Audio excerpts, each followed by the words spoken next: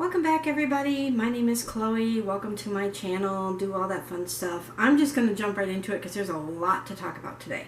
So our 28th president was Woodrow Wilson. He served from 1913 to 1921.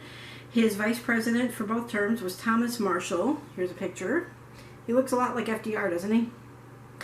Okay, so we're just going to jump right into this because I got 7 pages worth of stuff to tell you. So I hope you can keep up. I hope I can get this all done in 18 minutes. March 4th, 1913, Woodrow Wilson was inaugurated. April 1st, 1913, Ford's Model T. It was the first car assembly line.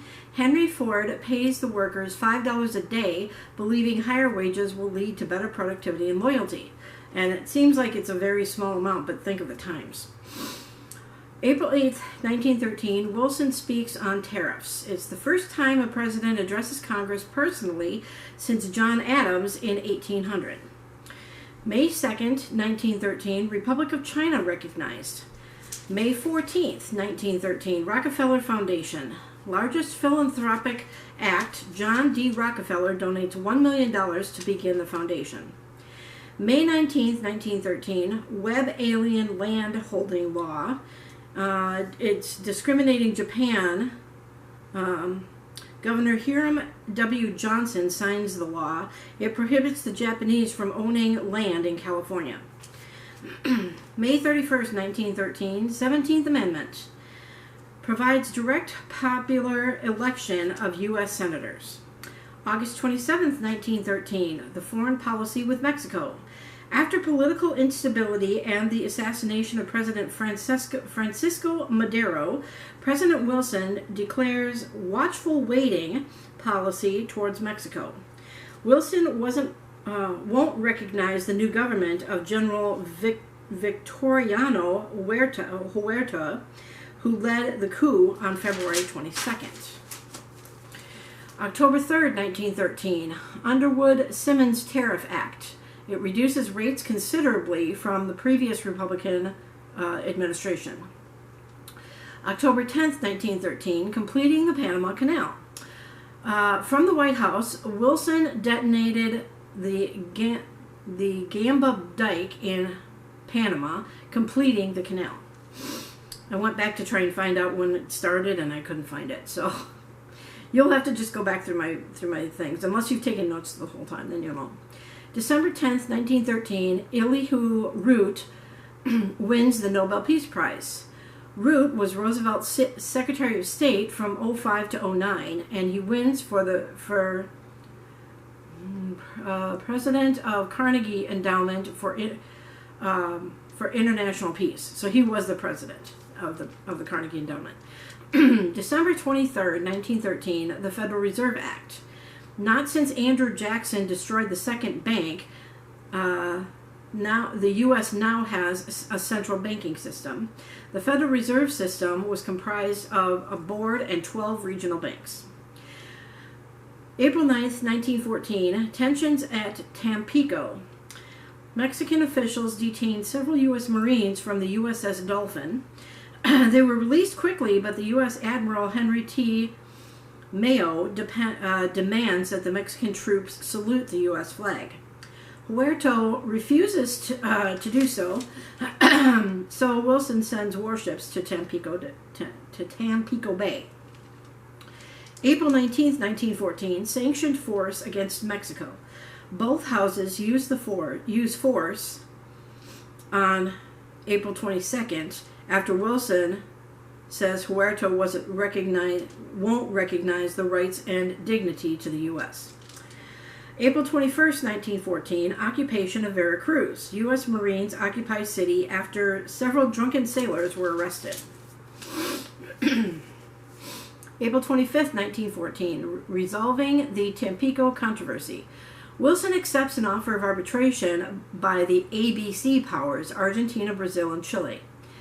It proves unnecessary when Huerta resigns on July 15th, which they did mention that later. So, May 7th, 1914, Mother's Day was established, and it falls on the second Sunday of every May. Every second Sunday of May, that's what I should say. So that started in 1914. So happy Mother's Day to all mothers in a couple months. May 8th, 1914, the Smith-Lever Act provides federal funds to educate farmers and college students about agriculture. June 28th, 1914, Archduke Franz Ferdinand was assassinated. A Serbian nationalist assassinated him in Sarajevo. And this starts the Great War, or World War I, 1 month later, with Austria and Hungary. August 4th, 1914, Germany launches a war on Belgium, France, and Britain. U.S. declares official neutrality in the Great War. August 15th, 1914, Panama Canal officially opens. 1903 was the Hay-Barrow-Varilla Treaty on November 18th of 1903. So that's when the whole Panama Canal thing started. So I was wrong. That I didn't know. September 26, 1914. Federal Trade Commission established, designed to regulate business conglomeration. October 14, 1914, the Clayton Antitrust Act. It strengthens the Sherman Act of 1890. It prohibits exclusive sales contracts. I knew I would have. Predatory pricing, rebates, intercorporation stock holdings, and interlocking directories, and incorporates of $1 million plus. Oh, interlocking directories in corporations of $1 million plus. When I abbreviate, I'm trying to remember what I wrote. I wrote all this down yesterday. Okay, November 3rd, 1914, Democrats gain the seats. Senate is 56 to 40, and the House is 230 to 196. November 23rd, 1914, U.S. forces in Veracruz withdrawn. January 2nd, 1915, literacy tests for immigrants approved. Congress makes it a requirement that all immigrants that come into the country have to have a literacy test. Wilson vetoes it on January 28th. January 25th, 1915, the first transcontinental phone call. It was made by the same men who made the first phone call in 1876. So think about that. Alexander Graham Bell tells Mr. Thomas A. Watson, "Mr. Watson, come here. I want you." The call went from New York to San Francisco. So Bell was in New York and Graham was in, or Watson was in San Francisco. January 26, 1915, the Rocky Mountain National Park is established in Colorado. Sorry, I just came in from starting my car after not having started it, so I'm still kind of a little cold. February 23rd, 1915, Nevada Easy Divorce Bill. It requires only 6 months' residence for a divorce to take effect. May 7th, 1915, sinking of the Lusitania. A German U-boat torpedoes the British passenger liner off the coast of Ireland. 1,198 civilians die. Of those, 114 were Americans. June 3rd, 1915, the rule in U.S. Steel's favor. The District Court of New Jersey rules that the company is a lawful corporation, not in violation of antitrust laws. So I think I told you about that in a previous video, where they thought that they had violated the Sherman antitrust laws. June 7th, 1915, William Jennings Bryan resigns. He was the Secretary of State and he resigned over Wilson's administration handling of the sinking of the Lusitania. Robert Lansing takes his place. July 21st, 1915, a third warning. There was a third note that came from the Lusitania sent to Germany. Any violation of U.S. rights would be viewed as deliberately unfriendly. Now, I didn't go into a lot of detail about Lusitania because the write-up of that was quite lengthy. So if you want to know more about it, just let me know. Comment below. July 29th, 1915, the U.S. Marines land in Haiti. to restore order after the murder or the assassination of President Wilbraham Guillaume Sam. September 16, 1915, Haiti signs protectorate agreement with the U.S. for 10 years. Troops don't withdraw until 1934. So that might be coming up in a future video. Under FDR's Good Neighbor policy. So watch for that for FDR. One of his many part videos. October 15th, 1915, American bankers loan to Europe. Under J.P. Morgan and Company, they authorized a $500 million loan to Britain and France government. December 4th, 1915, Georgia grants the KKK a charter. December 18th, 1915, President Wilson marries Edith Bowling. They honeymoon in Virginia briefly. January 24th, 1916, Brushaber versus Union Pacific Railroad. The federal income tax survives the Supreme Court challenge. January 28th, 1916, Wilson appoints Louis B. Brandeis, I guess, Supreme Court to the Supreme Court. He was the first Jewish justice in U.S. history. March 15th, 1916, Pershing invades Mexico. General John Pershing begins an expedition to capture Pancho Villa without Mexican consent. Pancho Villa and his bandit force without Mexican consent. May 1st, 1916, Marines land in Santo Domingo in the Dominican Republic to restore the political stability. U.S. occupies it until 1924. Also on that day, the Sussex Pledge. Germany sinks a French liner and vows not to do so again without warning. So Germany had it out for, passenger ships. June 3rd, 1916, National Defense Act, response to bad relations between Germany and U.S. What? I must not have got that right. Brings the Army to 175,000 and the National Guard to 450,000.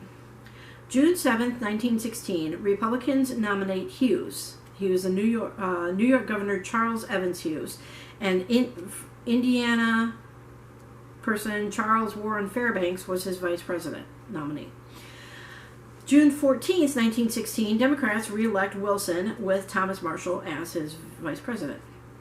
June 17th, 1916, U.S. forces entry into Mexico. Still recording? Yeah.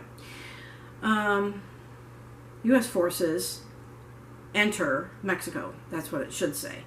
Because it sounds like I'm saying the U.S. is forcing their entry into Mexico. Mexican consul at Brownsville, Texas, issues an ultimatum for the withdrawal. 4 days later, troops come under fire, killing or wounded 17 Americans in Carrizal. I hope you understand what I'm saying. I'm just kind of reading this really quickly. July 17th, 1916, Federal Farm Labor Act. It establishes a bank system for farmers. July 22nd, 1916, Preparedness Day parade bombing. Now, this will bring memories of a more recent bombing at another event. It happened in San Francisco, killing 10 and wounding 40. Labor leaders Tom Mooney and Warren K. Billings were convicted. Mooney was pardoned in 1939 and Billings was released in 1940. Now, the event I'm talking about that was more recent was the Boston Marathon. July 30th, 1916, Toms River Island explosion. Ammunition depot explodes near Jersey City, New Jersey. The Germans were blamed, and they were also blamed for an explosion at a munitions plant in Kingsland, New Jersey on January 17th, 1917. August 4th, 1916, the purchase of Danish West Indies for $25 million, and they became the U.S. Virgin Islands. August 25th, 1916, the National Park Services is established under the Department of Interior. September 3rd, 1916, Adamson's 8-Hour Act.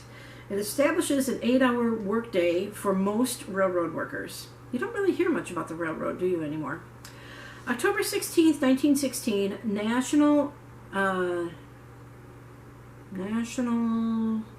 Nation's first birth control clinic. I think that's what I meant to say.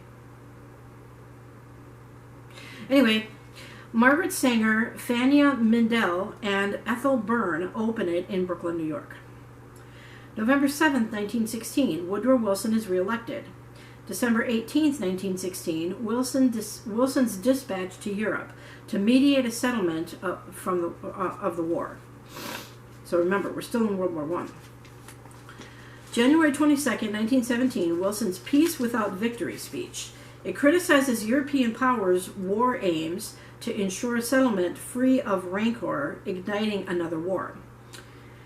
January 28, 1917, Pershing recalled. The War Department recalls U.S. forces from Mexico. January 31st, 1917, Germany resumes submarine warfare. Germany tells U.S. of the plans of their plans in the Atlantic. I'm sorry, I'm stuttering. February 3rd, 1917, the U.S. severs relations with Germany. Do you blame them? February 5th, 1917, Congress overrides Immigration Act veto, requiring the literacy tests. Remember I told you about that. And it restricts Asian laborers not covered under any agreement. February 27th, 1917, Zimmerman telegram. The British officials tell Walter Hines Page, the U.S. ambassador to Secretary, to seek German, okay, I can't read. Let me try that again. British officials tell Walter Hines Page, the U.S. ambassador, to seek German-Mexican alliance in case of a war with the U.S. And March 11th, 1917, Zimmerman telegram released. 3 days later, Alfred Zimmerman of Germany, he was a foreign minister. So that's where you get the German thing. So that's the end of part 1. Part 2 will be his second term in office. So I've already started writing a little bit about that, about his inauguration. So I'm probably getting very close to the end of my time. So please tune in tomorrow for part 2. Thanks for joining me. Have a happy, safe, sunny, healthy day. And we'll see you on the next video. Bye.